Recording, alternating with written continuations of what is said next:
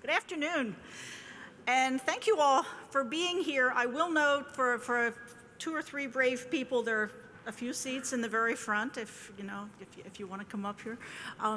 I'm Leah Jameson. I'm the Dean of Engineering, and it's my pleasure to welcome you to this, what turns out to be the first of a series of a distinguished seminar series. The title of the series is Provocative Conversations on the Future of Higher Education.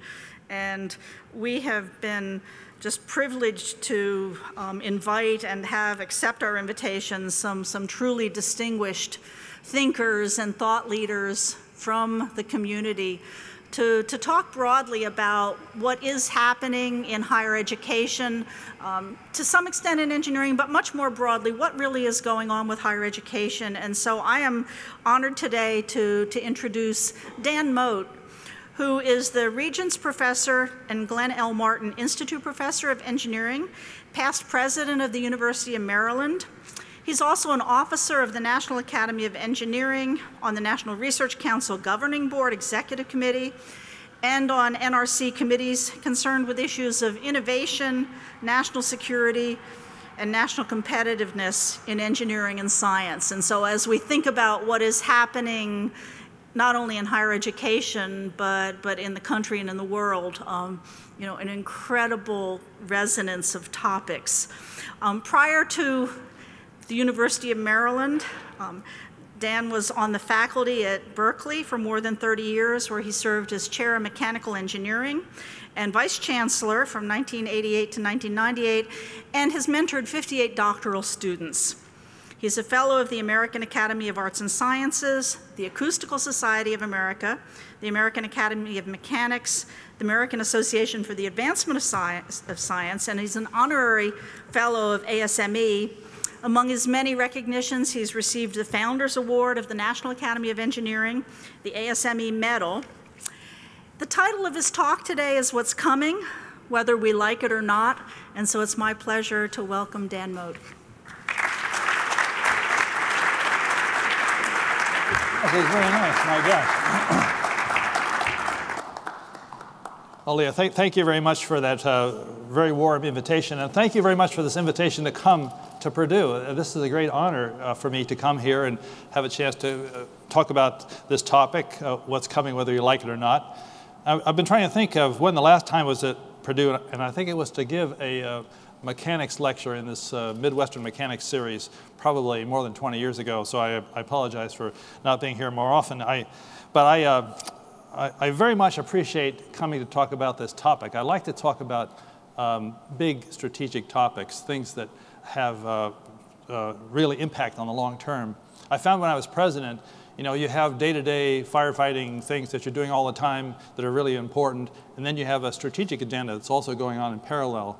And when the day is over and you look back on, well, what happened, the only thing that really matters is the strategic agenda. So therefore, I found myself being more and more interested in this topic. Now, in reviewing departments, I'm sure Dean Jameson would agree, there's 2 canonical conclusions of review of every department. And so you don't even need a review committee to come to these conclusions. One is this department does not have enough faculty. And the other is this department does not have enough space. So I'm not going to talk about enough faculty, or enough space.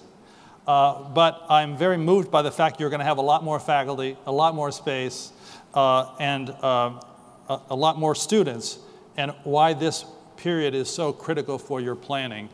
And this is such an interesting opportunity to come, for me to come at this time. Now, there's a famous quote by Wayne Gretzky that I'm sure you've all heard. It's a very popular quote. It says, "I don't skate to where the puck is, I skate to where the puck is going to be." Of course, that's okay as long as you want to plan 1 to 2 seconds ahead. But I don't think Wayne can tell you where the puck is going to be 2 weeks from now. And of course, that's the problem that you're actually faced with planning, is for the longer. So I have found another quotation which to be quite useful in thinking about longer term planning. And this is a quotation by Oliver Wendell Holmes. And Holmes said, "I find the great thing in this world is not so much where we stand, but as in what direction we are moving." Now, this is a very profound statement. I find myself using this all the time because it has nothing to do with actually where you are. It has nothing to do with exactly where you're going. It just has to do with what direction you're moving in. And what kind of conclusions can you draw, or what kind of information can you gather just by knowing your direction? It's sort of like you're in your car and you're leaving West Lafayette and you're driving to California, and then you decide to buy a penthouse flat overlooking Central Park in New York. Now, you're going in one direction, but why would you buy this flat overlooking Central Park? There might be a good reason, by the way, but chances are that can be a problem. So that's an example of the kind of mistake or expenditure or commitment you might not make if you understood what direction you're actually moving in. So I like Holmes's idea, actually. The changes in education that we all are experiencing, which seem like a set of disconnected ad hoc events that are coming together and accumulating to create great crisis for us. The state's cutting expenditures, the national unemployment rate is very high, we have the sequestration and higher debt problems, and we have this sequence of events that we think make life extremely difficult for us. And what I'd like to propose here today is actually all these events are not disconnected. They're in fact connected. And once we can see the connection, then they become understandable, maybe even expected, I would say. Now, to tee up this discussion before we go forward and try and look at this overall picture, I want to have you think about the possibility that all of us were standing at the edge of a mountain stream. This stream is 50 to 100 feet wide. It's going downhill quite swiftly. It's a beautiful day, beautiful scene. It's a kind of mountain stream that we've all been seen many times. And as we look across the stream, we ask each other, which way is this stream moving? And there isn't a person here that would make a mistake on this. The stream is moving to the future. It's going in that direction. But then we decide to look a little more carefully at the stream. We might look at the opposite bank of the stream. We look along the edge of the stream. And we notice at the opposite bank that actually the stream is moving upstream, not downstream. There's a back eddy along the edge, and the water is actually moving upstream. And we realized if we were only looking at the back eddy along the other shore, we would actually make a mistake. We would actually predict that the stream is going that way, not that way, quite fast. Then we look another place along the stream. We see there's a cascade. The water's going over a fall, and there's a lot of turbulence, totally out of control. And we see that's another characteristic of the stream at that point, but not necessarily an overall characteristic.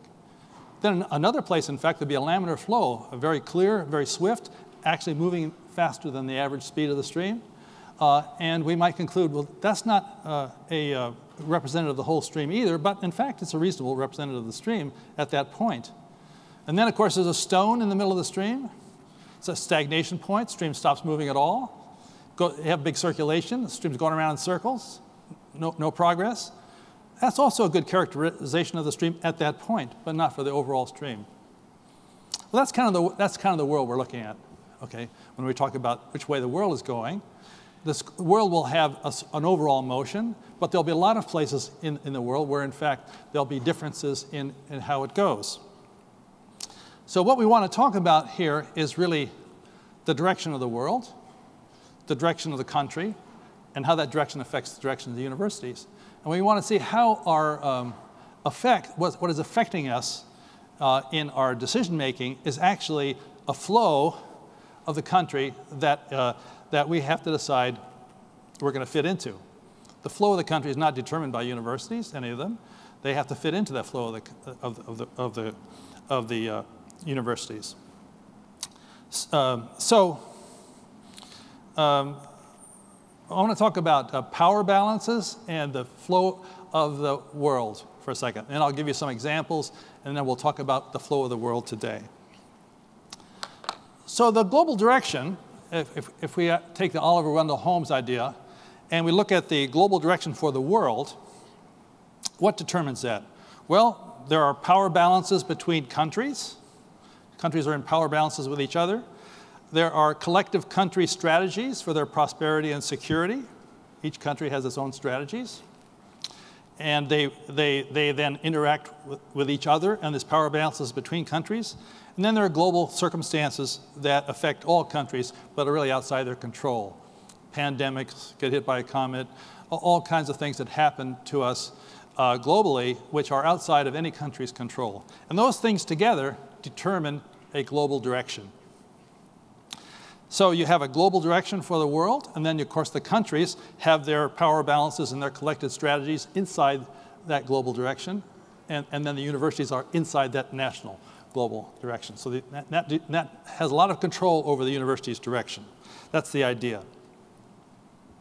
So I want to talk about 3 periods to try to make this clear, which I'm sure it's not clear at this point. I want to talk about 3 periods for you. I want to talk about the Cold War period. So there's the Cold War period, which is basically 1945, shall we say, to 1990.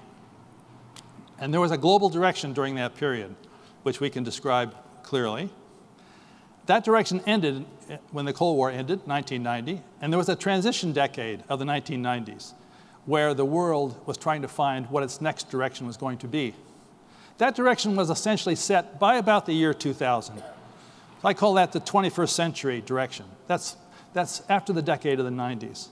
And we have to understand and think about how we went, first of all, what the Cold War direction was, what the transition period was, and what direction we have been in for the last decade, and how that might affect our university planning. Okay, so let's look at the Cold War direction first. So the Cold War direction, that's a 1945 to 1990, was really a direction where you essentially controlled access to information and innovations and isolated your adversaries from them to protect your national security and your economic advantages in a kind of very stable global context. So think of effectively, the country went out of its way to create policies to control information and control innovation and access to it to the United States. So you had export controls, you had ITAR regulations, you had classified documents, you have visa restrictions on foreign nationals, you had sensitive but unclassified information, you had registration of people, you had secure facilities. There are endless examples of control of information by government, but also by industry. And the idea being that this information and this innovation was important for commercial purposes and was important for national security purposes. And control of it was the national strategy. In fact, it was the global strategy at the time. So it was remarkably stable period. Remarkably stable, because for this period of almost 50 years, national security was the highest national priority with no challenges, not by Democrats, not by Republicans, not by essentially recessions, not by inflations. It was solid. The national plan to have superiority in all areas of science and technology, superiority in all areas of science and technology. That was a national strategic goal that didn't change for 50 years. The idea that having the US as a world power for 50 years didn't change at all. So this was a period of remarkable stability and support by government. Universities, of course, were in this. This plan came down to universities. Universities were the beneficiaries of this in many ways, because, in fact, in order to retain superiority in all areas of science and technology, that meant that federal governmental support had to go into support research in those areas. The newer the area, the more interest there was in it. So universities actually love stable programs besides. So this period of stability for half a century and this focus on superiority in science and technology and keeping this as the highest national priority for this extraordinary period of time was remarkably strengthening for university programs, which didn't really change except to expand both in their quality and size. That's basically the biggest change at universities over this period. So this global direction was really an extraordinarily powerful period for the US, and I call this the Cold War strategy. The characteristics of it were isolation, that is, isolation of adversaries from access to information and innovation. Control, that is, controlling for yourself your information and your innovations. And essentially in this stable global environment, that is, where the friends of the national friends of the United States and others didn't change during this period, basically all the constraints pretty much were fixed. And universities' policies were directly determined by this period because, in fact, universities grew up in this and were the beneficiaries of all this support. All the expansion we had in engineering, all expansion in the sciences of all kinds came about because of this national strategy of this Cold War period. Now, many of us, including myself, who grew up during this period, seem to think we were supported this way because it was just good. I mean, you were just good, you did good work, and therefore this was the right thing to do. That's, of course, true, but it's probably not the answer. The answer was it was a national strategy. It was this Cold War strategy that kept us in place. And so I think many of us, myself included, got a little less lackadaisical about this because we think that we sort of deserve this. This is the way life should be. But you just have to realize this was part of a national strategy that made this happen. So now, at the end of the Cold War, when the Cold War ended, there was a lot of discussion about what's going to happen next. And this transition decade of the 90s, everybody knew that the country was going someplace else, but no one knew exactly where. There's some things you knew. You knew 2 billion people would draw on the knowledge economy. You knew that countries that were your adversaries now can become your friends.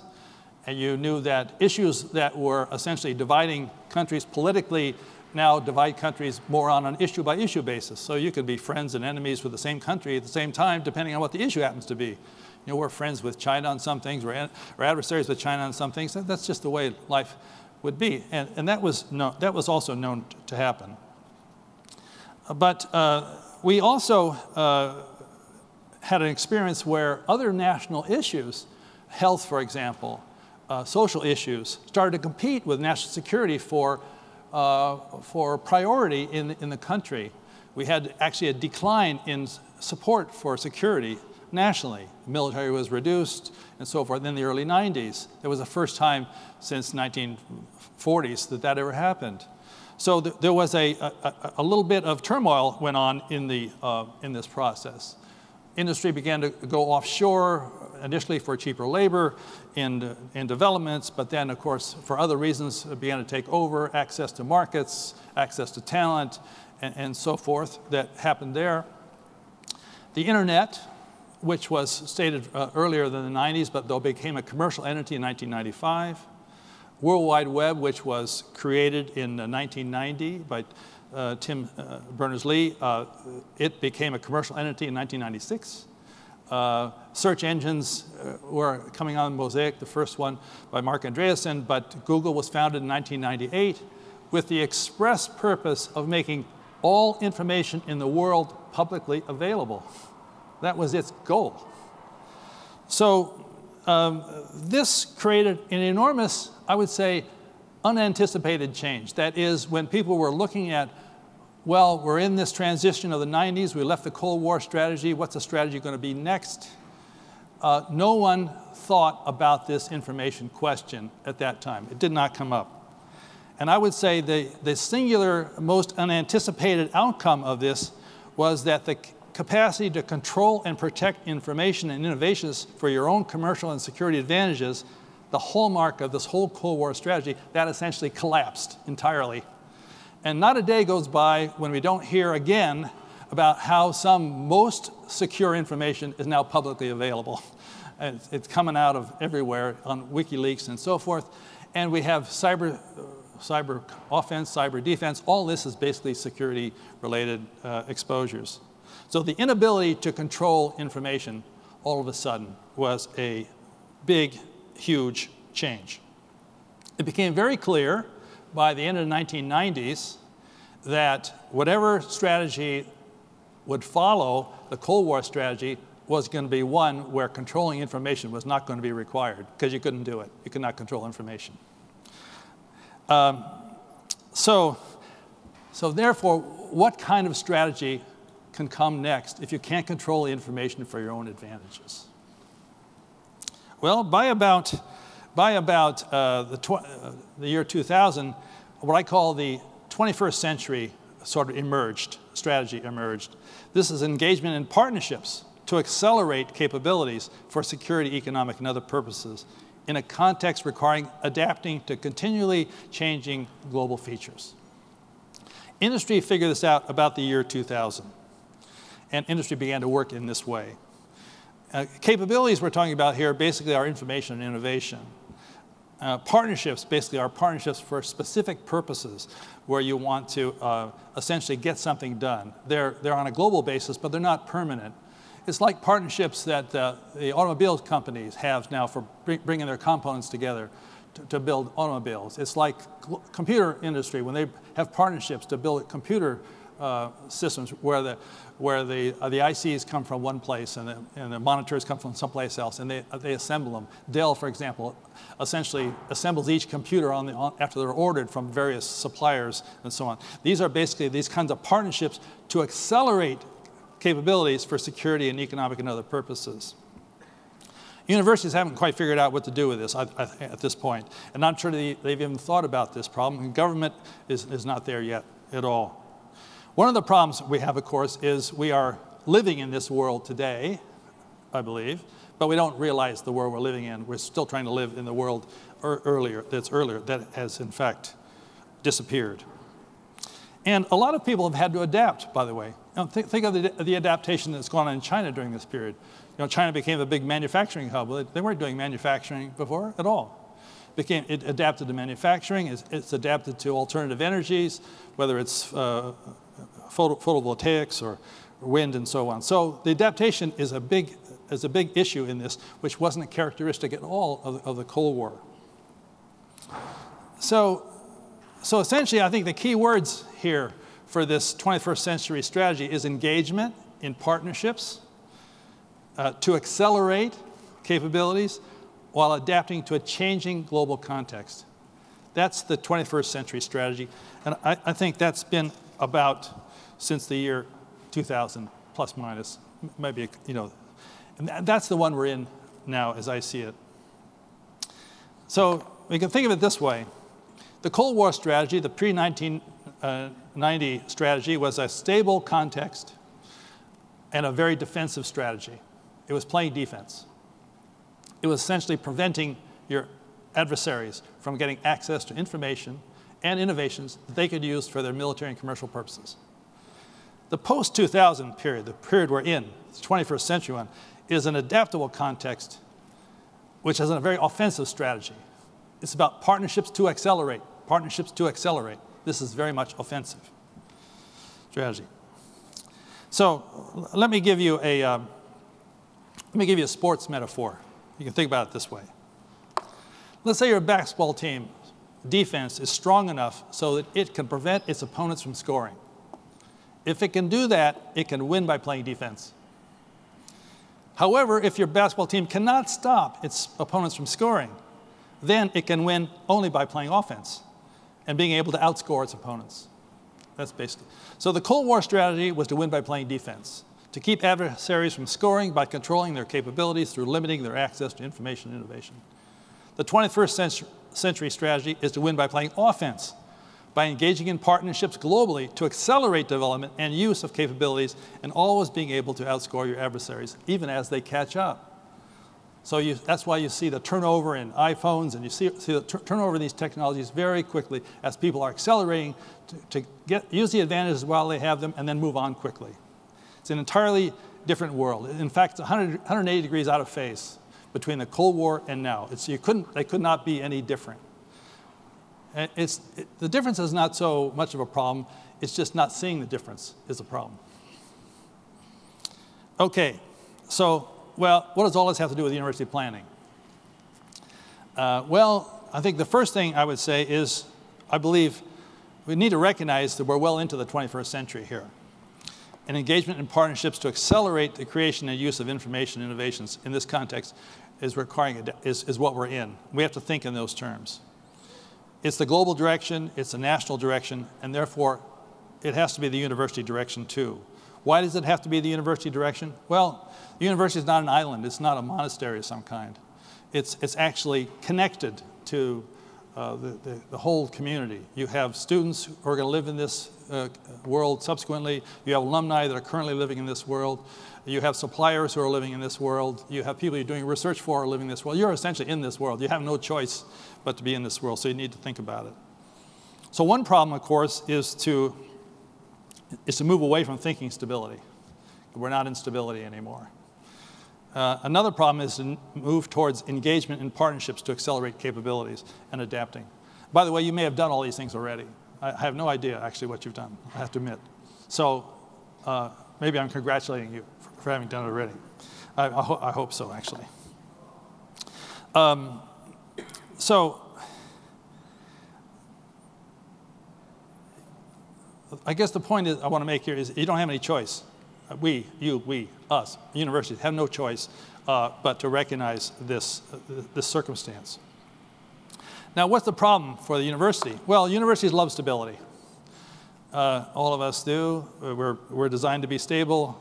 We're not designed to adapt usually, and we have a very successful period for many years that tends to support the idea that we should maintain this stability. Okay. It's a kind of continuing feature of university culture. Tenure is a stable issue. The few sunset clauses on any of our policies, any of our courses, anything we do, you don't have a sunset clause. Diminishing state funding tends to make it a little less stable. Uncertain federal supports, I think, are reasonable, considering now it's no longer is R&D the highest national priority. It's now basically health issues, it's environmental issues, social issues, so on. There are other competing issues that weren't there earlier. And I would say we have departmental silos and college silos, for that matter, which essentially work against partnerships and engagement. Now, I know you're going to tell me, oh, no, we partner a lot. We have a lot of partners, and we're multidisciplinary and so forth. But the reality is there are limitations. No department wants to hire a faculty person who will essentially work in another department or another university someplace. And the department's got things to do. It's got courses to teach. It needs advising for students. The department has duties, and the faculty have to do them. You have to do your share. So what I'm saying, I'm not criticizing it. I'm just pointing out the fact that we're designed to be stable, and we're not really designed to do this structure. And that's a problem for us. You have a lot of unit-based responsibilities that go along with every faculty position. And there's a changing role of continuing education, which most of us haven't faced up to yet. And that is because change is accelerating. It's basically the design we're in. People's capabilities are remaining the same, but the people's capabilities are not synced up with what is needed.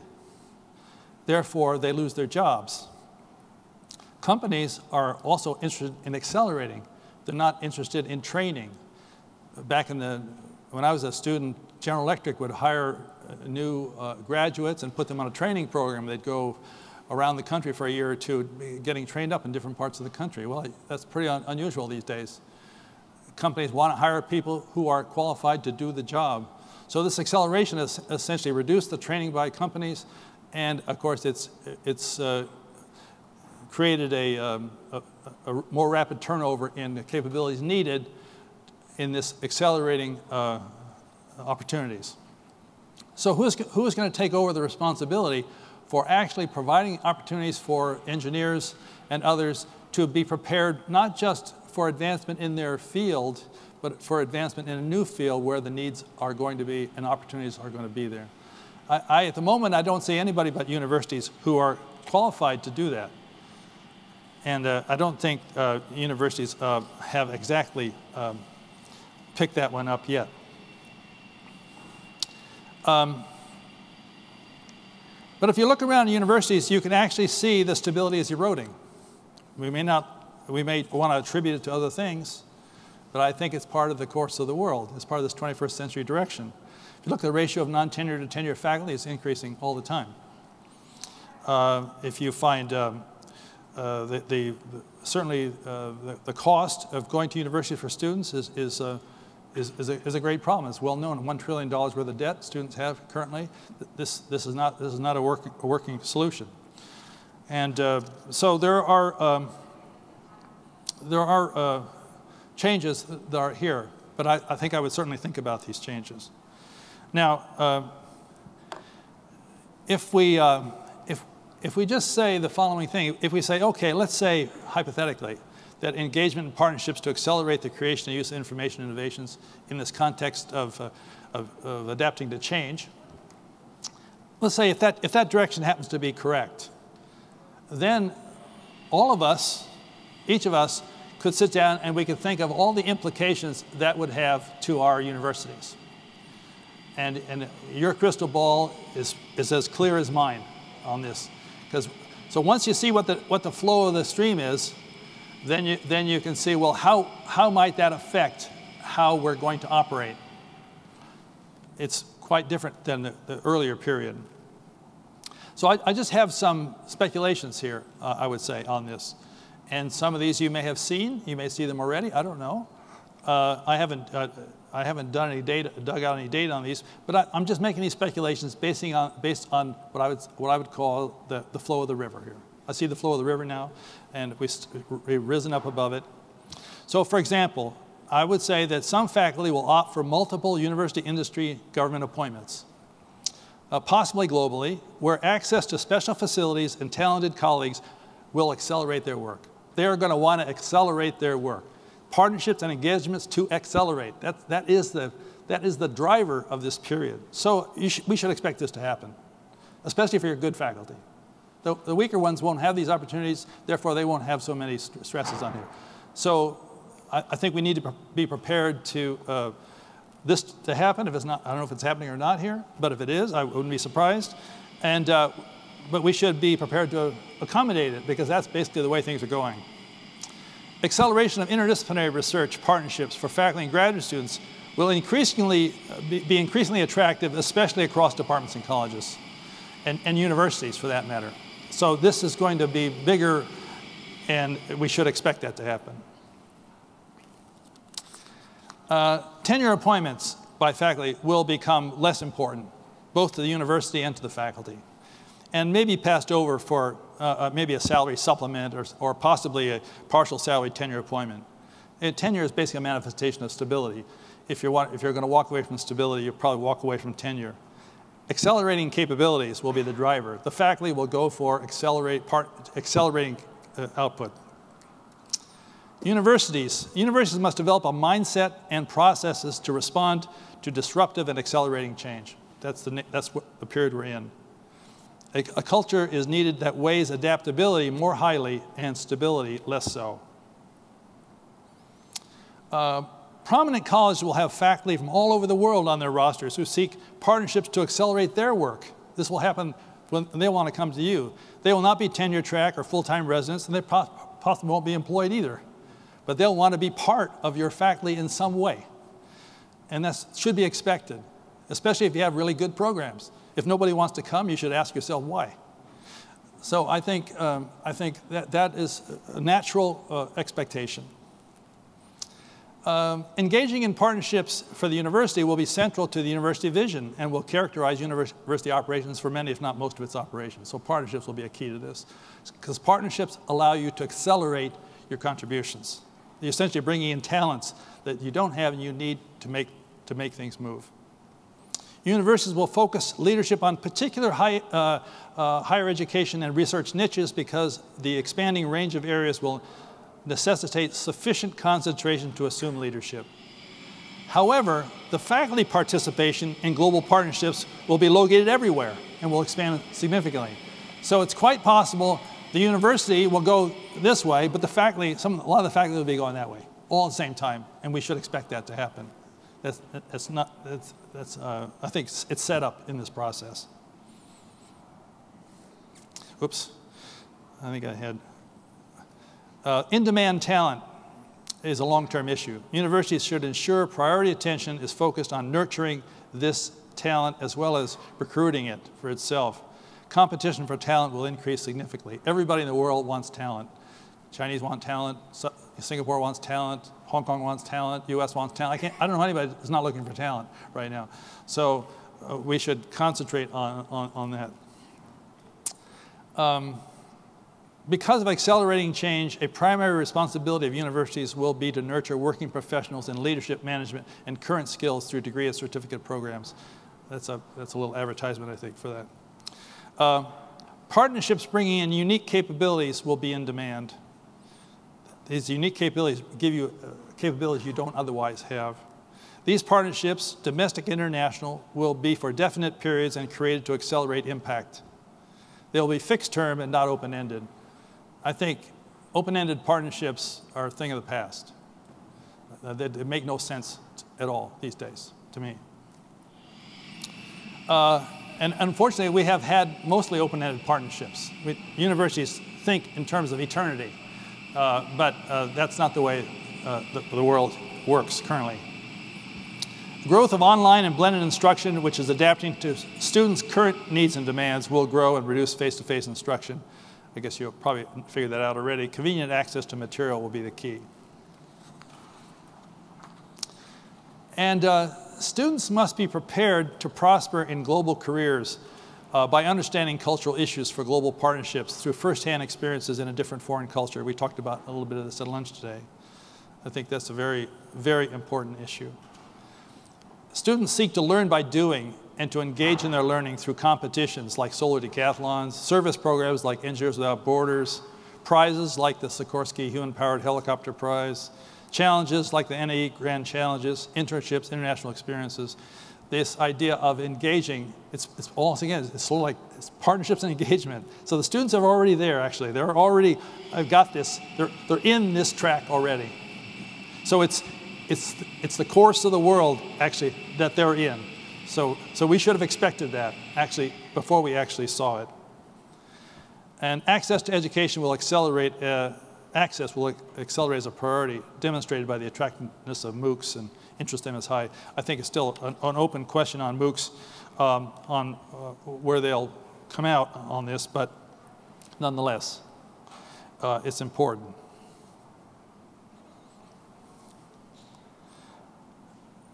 Let's try this one here. Okay.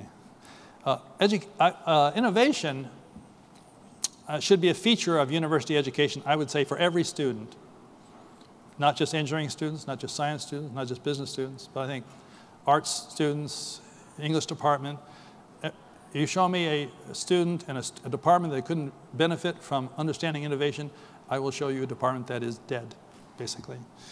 Innovation should be a feature of university education for every student, from value creation through understanding cultures of innovation to innovation implementations. The drive to innovation is a characteristic of this 21st century direction everywhere in the world. And I think universities are singularly poised to create university-wide cultures of innovation, reaching out to the entire community. So universities are one of the few institutions, if not the only institutions, that have all the assets for innovation in their campus. They're kind of remarkably well positioned to create innovative environments. And so I think universities, especially prominent ones like Purdue, can give that some thought if you haven't already. You may have done this years ago. An increasing need for retraining of professional engineers to prepare them for positions in new fields, of course, will become a university responsibility rather than an auxiliary service as it is in many places. So a couple of closing remarks. You know, Darwin said, of course, it's not the strongest of the species that survives, nor the most intelligent that survives. It's the one that's most adaptable to change. Actually, I don't think Darwin actually said this. I think it was somebody who wrote about Darwin that said this of him. But nonetheless, he gets credit for this quote, as dead as he was when it came out. But it's basically the same idea. We might as well use his name because it's adapting to change is what we're talking about. And universities need to fit into the direction of our time. That is, engagements and partnerships to accelerate the creation and use of information and innovation while adapting continually to changing global features. So, and universities need to recognize that stability is dead, and they must also adapt to change. Now, I would say half a century ago, there were a lot of organizations in our society that were very stable and very long-lasting. You know, there were companies, there were company towns, there were military, there were church, and universities. And now all of them are gone, actually, except universities. So the question is, are universities, do they foresee the future? And is everything going to come back to the university stable environment? Or are universities in that back eddy close to shore and actually going counterculture to the flow of the stream? But ultimately, swimming upstream is a very exhausting effort and actually doesn't last forever. So I think that is something to think about. So a brief summary of the points. Universities need to fit into the national direction of their time, which I tried to give you my idea what that is. Engagement in the many forms of partnerships to accelerate capabilities is the direction of this time.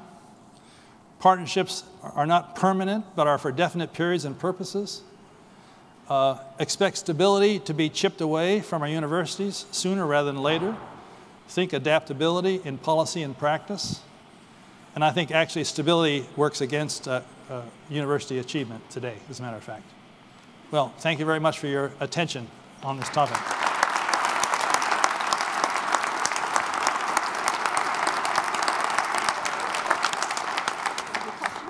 Yeah, sure, of course. Oh, so there is a microphone, so if you have a question, raise your hand. The microphone will come to you. And we'll answer questions. We have a row over here.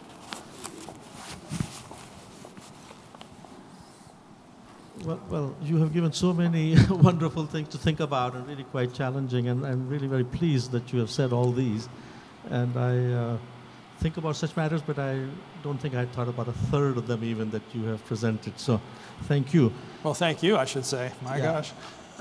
What I wanted to address a little was, because this was a continual theme in your talk here, was the adaptability, and it shows up a few times in the last slide. And that the stability is actually detrimental.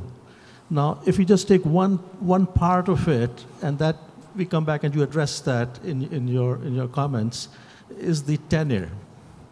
So we know that in universities as a whole, we find that the non-tenured faculty appointments are increasing. I think there are only about a third now in the country, whereas maybe 20 years ago they were like 2/3. I believe I read that statistic somewhere in the Chronicle, I think, a few years ago. So, so do you really feel that, now for example, if you take this is more so in the fields where there is a glut, let us say, of production of PhDs, therefore people will just take whatever they can get and they just don't have other choices. But then we find in places like science and engineering in general, this is not the case. So if you just focus on this one part, do you really see that tenure kind of appointments are, because they also represent stability, will go away from science and engineering as well in time?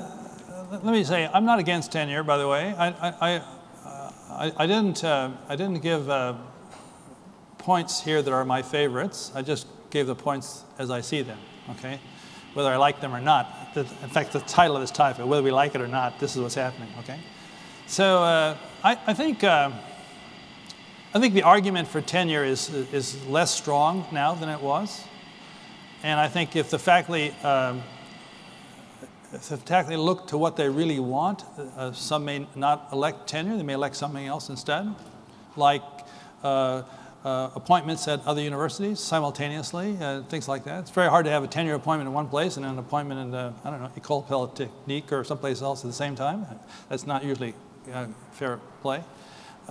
So I think in order to move towards this idea of partnerships to engage more broadly, industry, government, other universities, I think this works against tenure. So I think that could be a problem. That's why I say tenure can actually work against this. But Not necessarily so. I mean, it could still work. And it could be like medical schools. You know, medical schools give fracture salaried tenure appointments. You could have a 10% or 15% or 20% tenure appointment. That would give you freedom for 80% to play it out there. So, I mean, there are lots of ways one could construct this, basically. I think we need more creation, more adaptability to the new processes. You know, we can't think of the rigid structure we had earlier. I think that works against us.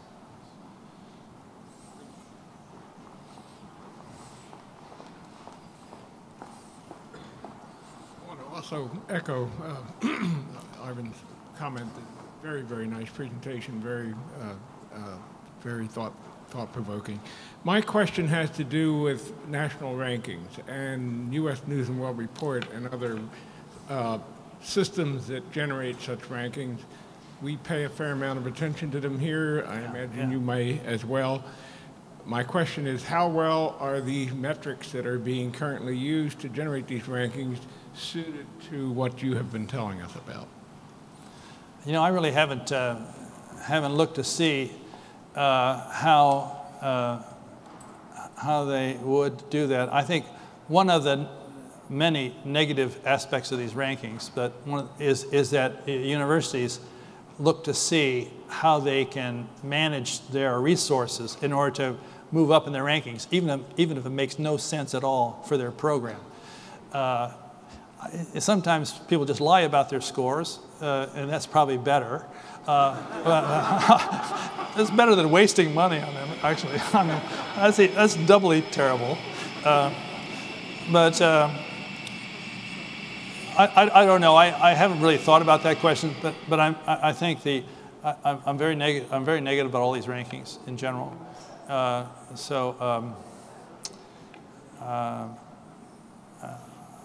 I could imagine easily if someone stood up and said, "Oh, that's going to wreck our ranking for the following reasons." I would probably say, "Okay, I mean, whatever you say," because I haven't looked in it, but I don't think that's a good reason to not do it. I mean, I think we should look at what we need to do and how we're going to do it and what would make sense for our university going forward. I mean, you're going to hire 100 faculty. They're going to be here for 30 to 40 years, or well, depending on what kind of appointment you give them. You might give them a short-term appointment. I don't know what you're going to give them. Anyway, it's going to be a long time, and I think putting your program together is probably a better way to look at it than just the ranking game. But I realize, I agree with you. You're stuck with these rankings. You have no choice but to pay attention to them. But I haven't. They can change their metrics. You know, they'll change their metrics so the right people stay in the right spots. Basically, they move their metrics around so the right universities stay in the right place. Everybody knows that. It's easily done, actually.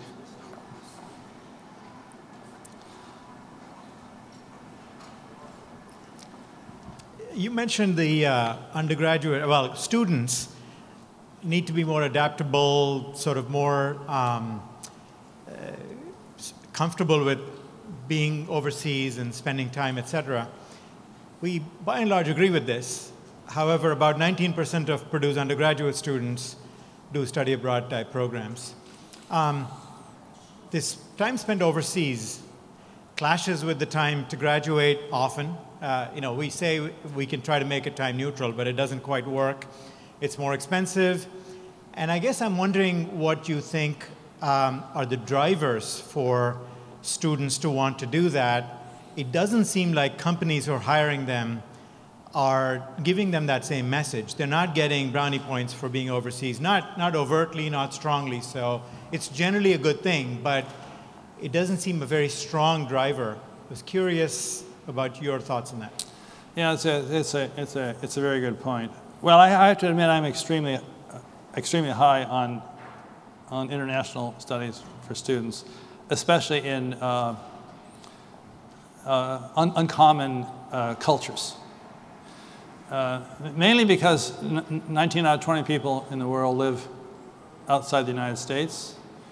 When I graduated as a bachelor's degree student half a century ago, I knew that I wasn't going to work around my hometown in California. I was going to work around the country somewhere. General Electric, General Motors, General somebody was going to give me a job and traipse me all over the place.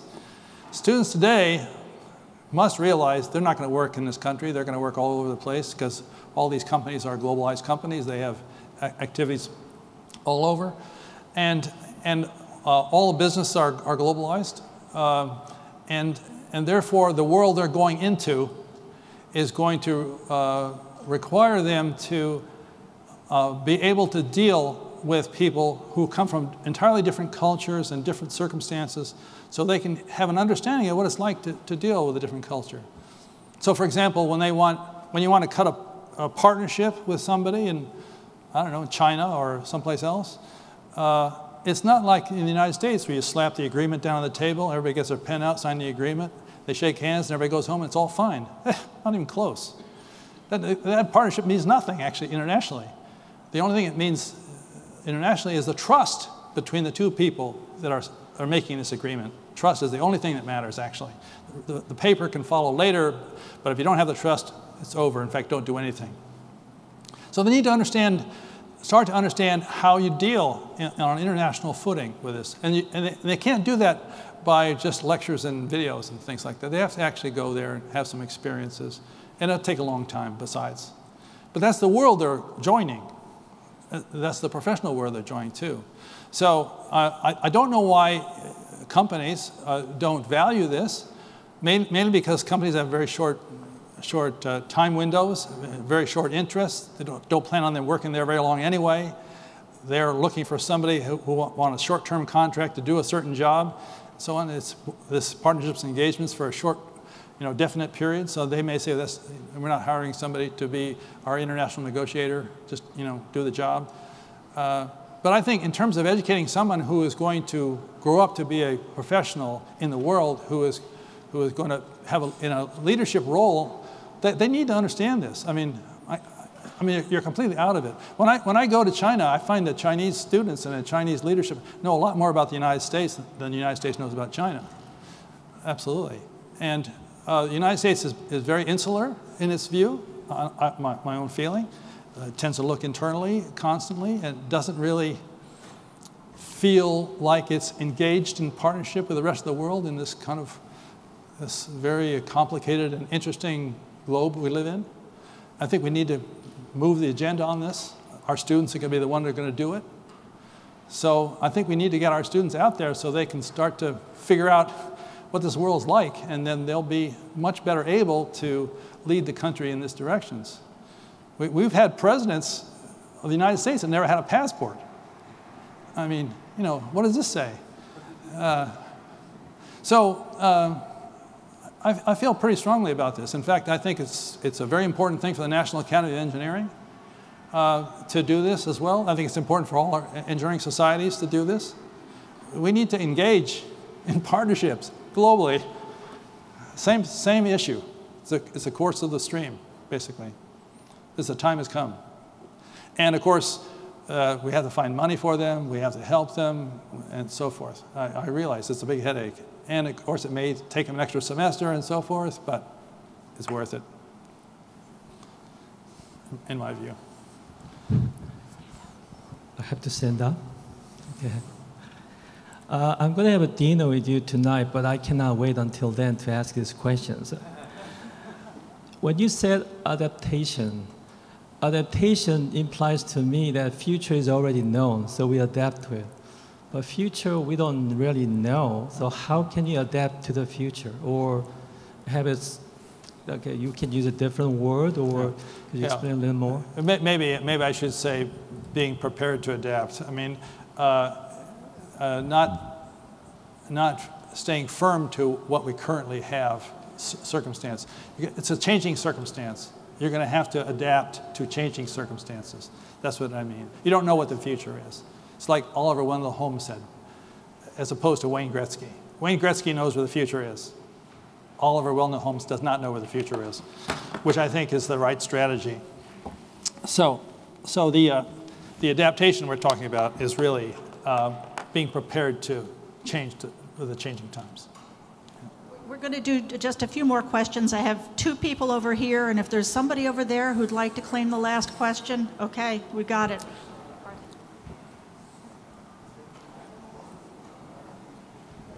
Thank you for your nice talk.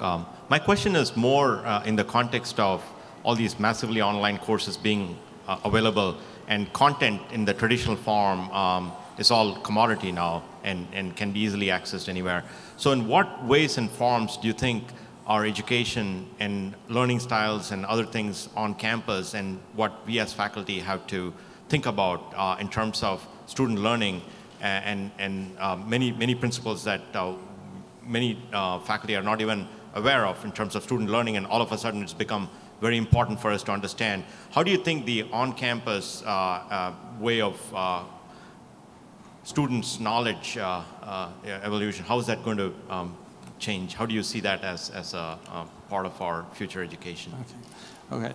That's a very good question. I first of all, I have to admit, I do not have great expertise on this topic. I've thought about it, but I don't have a lot of expertise on this topic, so please understand that what I know about this is basically what I've heard and observed rather than done.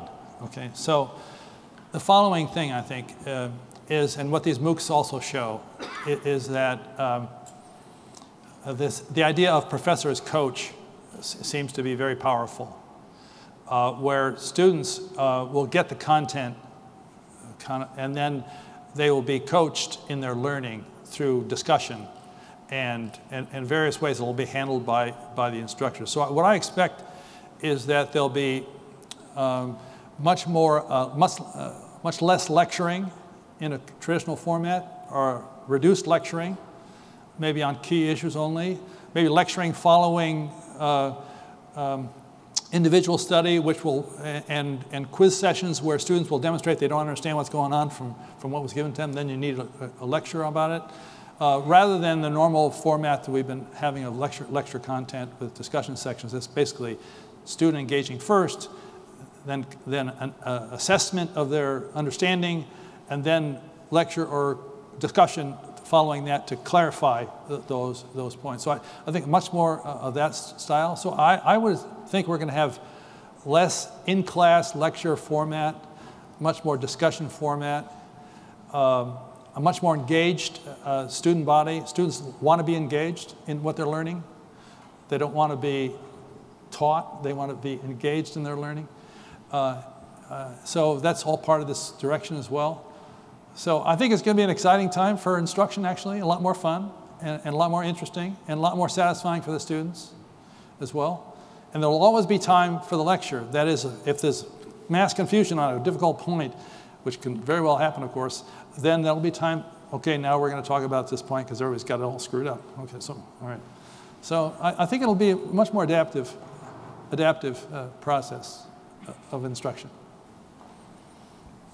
So thank you very much for your insightful talk. I have one comment real quick on, you counted the sort of the Cold War era sort of as a static, well-defined, but there was also, since I grew up in a different country, there was something called an arms race, which was very competitive and very harsh. So there was a lot of development, and that seemed to also drive the development into science and engineering, and that's more common. But the question now I have is, I see now that I'm an American citizen, now I have little kids that I'd like to grow up here, I see that there is no real drive into science and engineering. I have a huge group of 30 people, there's 2 Americans in there. You look at the ECE faculty, there is probably 15% are native, well, not even Native Americans, they have been born in the United States, right?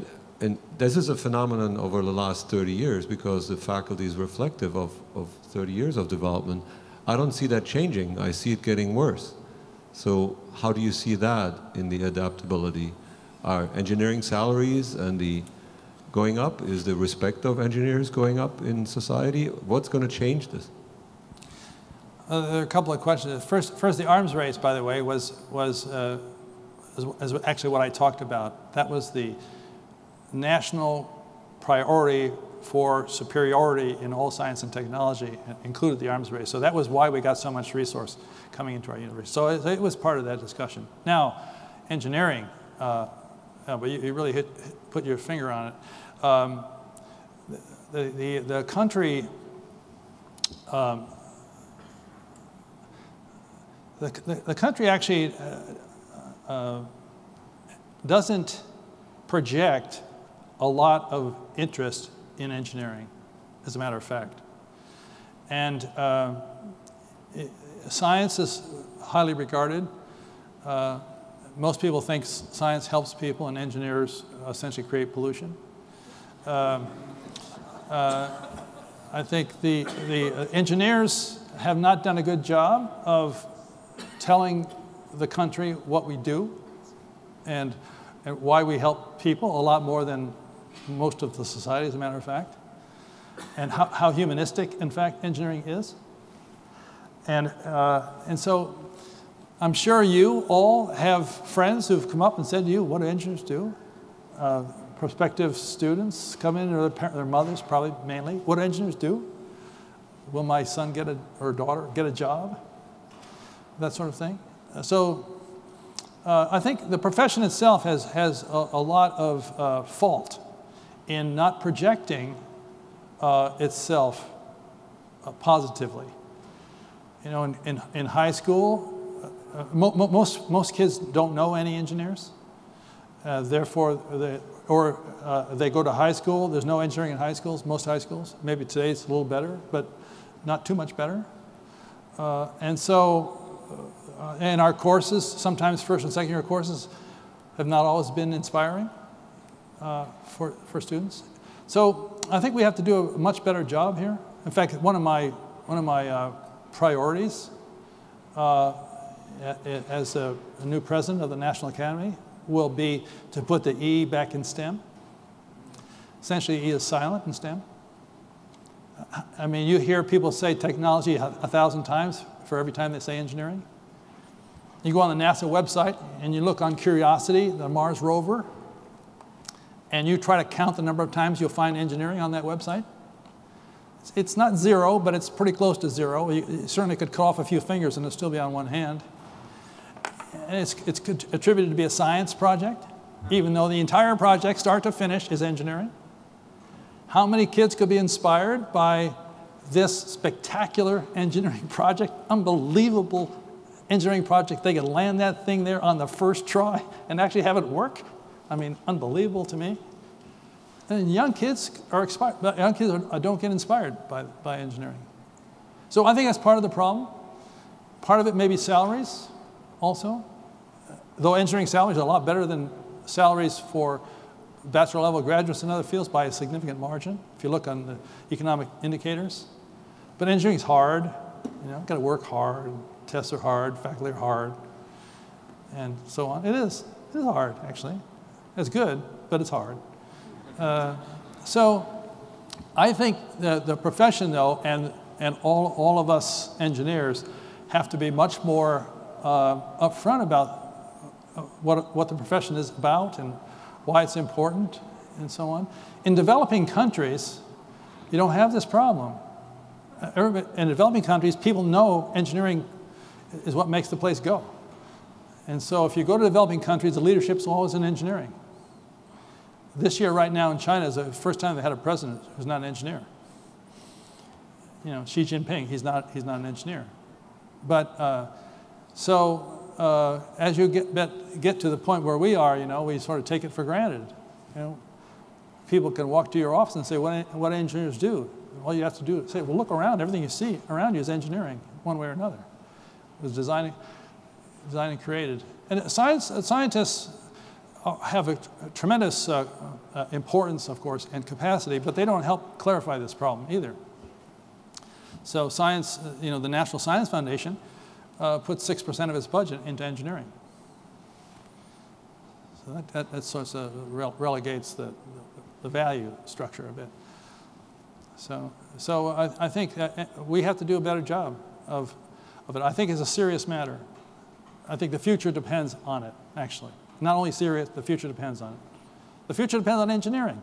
Depends on, in this, partnerships and engagement for accelerating these creations and information. That's all engineering. Silicon Valley is filled with engineers. Silicon Valley doesn't have any science in it. There's no research goes on in Silicon Valley. It's all development of technologies. I mean, the whole freaking country is run by engineering. But you know, you will not, you don't hear it. You read the, you just don't, we're just too silent about the whole thing. We have allowed technology to take over engineering. So you'll hear science and technology. You'll very rarely hear science and engineering. And we shouldn't have stood for it. We should have called it what it is. You know, engineering is about creation. The essence of engineering is creation. The essence of science is discovery. The essence of invention is realization of ideas. The essence of innovation is successful new implementation. The essence of entrepreneurship is value creation. Could be economic value, could be social value, humanistic value, some sort of value creation. Those are the essences of those subjects.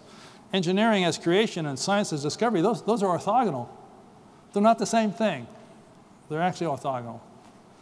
In fact, a guy in England last week at the Queen Elizabeth Prize, or the Global Grand Challenges, had this description of the difference between science and engineering, which I really liked. I wish I could claim it as my own. He said, science is taking what's out there and putting it in here. And engineering is taking what's in here and putting it out there. Which I like. That's basically it. So I think we have a problem, I agree. Last question. Well, thank you for coming and helping further this discussion. My question is on metrics. In industry, there's some pretty harsh metrics that define the success of an organization. Can you generate sales? Can you generate a profit? What's your return on investment? What would you propose for metrics for the university? Oh my gosh.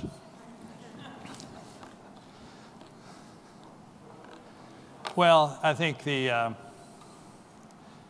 you probably look in terms of desired outputs. I haven't actually done this, but you'd probably, first of all, you talk about your students. Your most important product, quote unquote product of a university is the students. And I would say probably value added to students. So if you get a great student, and this great student goes to University X, very likely that person will come out a great student, a great graduate, and the value added might be 0. So you can't really claim much credit there. So I think we need to look at, I would look at value added, if you want to think of a good metric, how students are doing coming in and how they do coming out. And then I think in terms of the other professional responsibilities of the university, of the faculty members and of the institution as a whole, in terms of course, research and the value of research, the recognition of the quality of research. I think we need a metric on that. The state will have lots of metrics on revenue generation for research, which I always question a bit. You can have a lot of money on a weak topic and a little money on a powerful topic and do a lot more good. So money itself, rather than impact, is the issue. You ought to look at impact. I notice impact is one of your taglines, which is a very good one. Impact is where it's all at, as they say. I think the problem with universities is universities are cultures and they're culture-changing institutions. They don't have a simple product like a company does that you can put a dollar value on it. So I think it's much more difficult to actually try to create a metric for a university.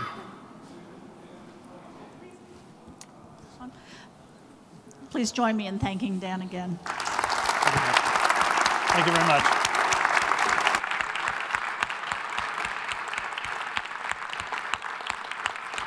Thank you all. Thank you all. And I hope you all stay for a while. We have some food and beverages over here, some tables, and we're a reception to be able to continue the conversation. And thank you all for coming.